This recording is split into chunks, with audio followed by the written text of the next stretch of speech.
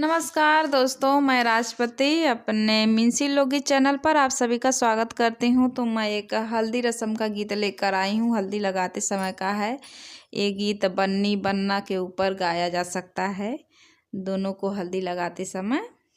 हरदी हरदपुर से पापा मोर मंगायो जी, हरदी हरदपुर से पापा मोर मंगायो जी। हरे रामा हरे कृष्णा बोल के लगायो जी, हरे रामा हरे कृष्णा बोल के लगायो जी। हरदी पीसेली मम्मी मन मुस्काई जी, हरदी पीसेली मम्मी मन मुस्काई जी।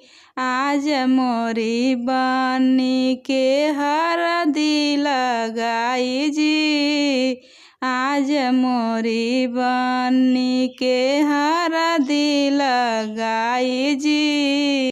हरदी हरदपुर से चाचा मोर मंगायो जी, हरदी हरदपुर से चाचा मोर मंगायो जी। हरे रामा हरे कृष्णा बोली के लगायो जी, हरे रामा हरे कृष्णा।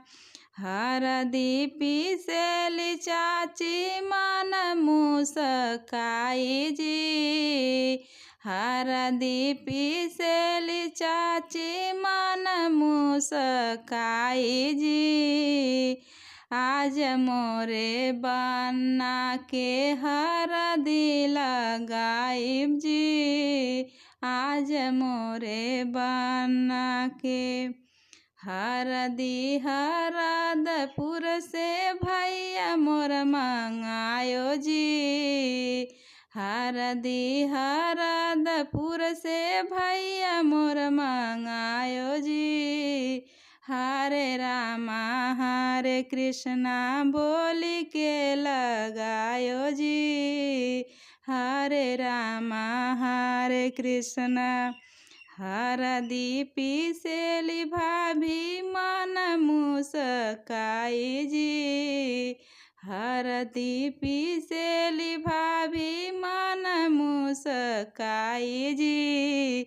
आज मोरे बन्नी के हरदी लगाई जी, आज मोरी बन्नी के